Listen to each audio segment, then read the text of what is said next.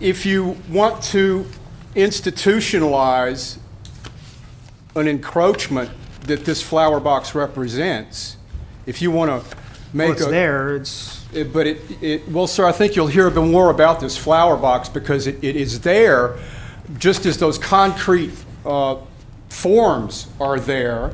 yeah, but I think But there's they're a not little the- no, difference see- between those concrete forms and a permanent planter box. Well, the question of legality and being permitted.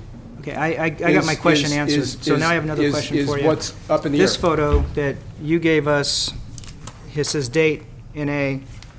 This photo says same photo, circa 1900. Same photo? Do I have a concurrence with that from you? Yeah, that's the Okay. same photo. Yeah, and Okay, what? circa 1900, and it shows steps coming out that same door. Well, if you look closely at that photograph, actually, you see one step. This Actually, photo. I see two, but Well, you know, it's if part of you'll Valley if Map. you'll notice, the one that's closest to the viewer, to the camera person, is actually off center, and I would dare say that is not a formal step, but something that got put up in the rainy season to avoid splashing down into the mud.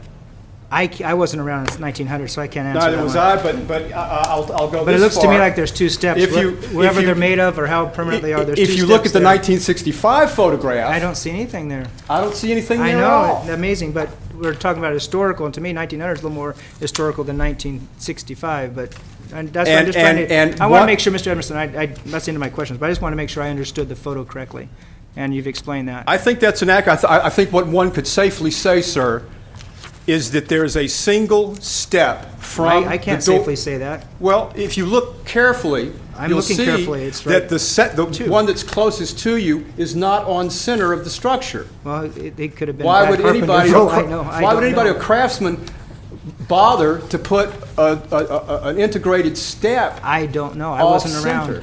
But I got the question answered, though. Thank you. Okay. Other questions?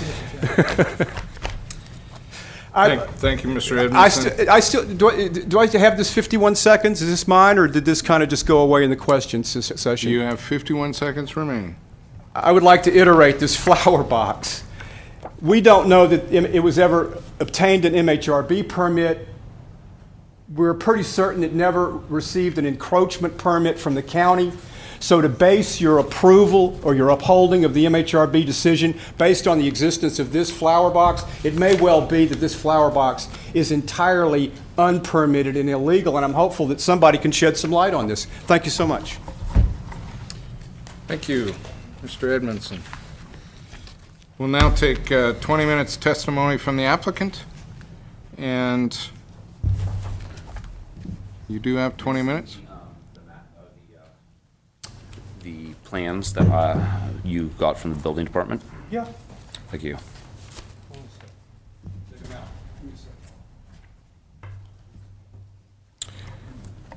As soon as we get. Sir? Yes, Okay. thank you. You bet. Hello? Actually, I'll wait till the appellant is gone, and then I'll start. Okay. You might, yeah. Please state your name for the record. Noah Shepard. I'm the original applicant. I started working on the apple shed about 3 years ago, as when I believe I started different MHRB applications to restore the shed, which at the time was in a bad state of repairs. It had no foundation. It was sitting in the dirt.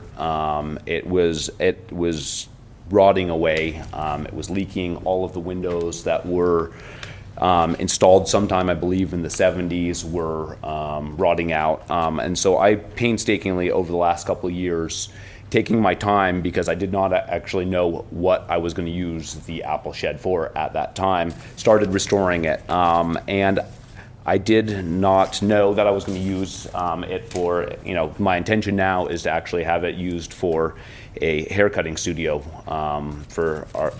and a public entrance from the street. So I didn't know that I was going to need this to be a entrance, the original door.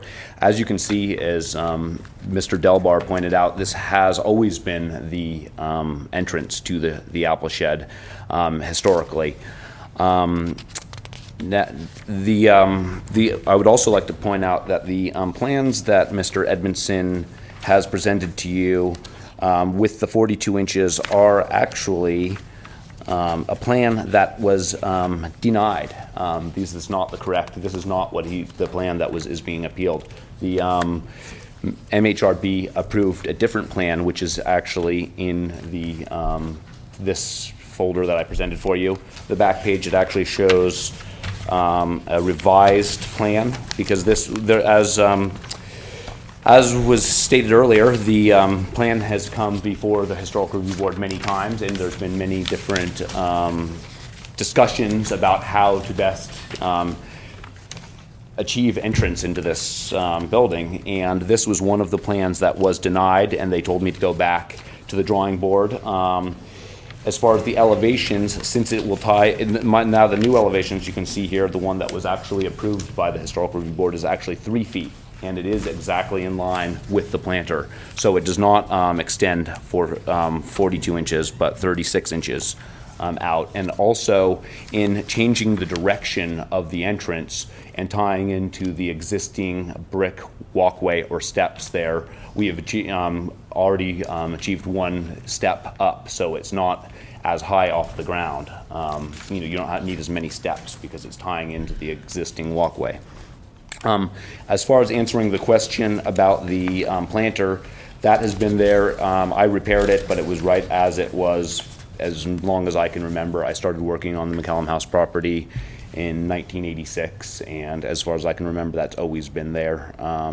So I would like the pictures that I have on the back of this. Also, you can see I have taken pictures of different vehicles that are parked there, and they often are parked, I mean, in front of the building, and would not encroach on the where I want to put the porch. They could still park there. It will not eliminate a parking spot. And you can also see when they're parked there are other vehicles often parked further out than the vehicle that is parked right in front of the shed. So that, as far as let's see, I would like to say that I've been to the Historical Review Board many times over the last 6 years. I've probably been there more than any other single applicant has been before the Historical Review Board, and many times I have been denied projects, and I have been tempted to come here to you and appeal the denial, but I've decided that I feel that all of the members of the Historical Review Board take their job very seriously, and they do a good job at it, and I think most of them have a lot of integrity in the job that they do, that you appointed them to do, and they discuss all of the details in such minute detail that sometimes it seems ridiculous, but they have done a good job in protecting this historic district, and I urge you to uphold their decision that you have appointed them to, given them the power to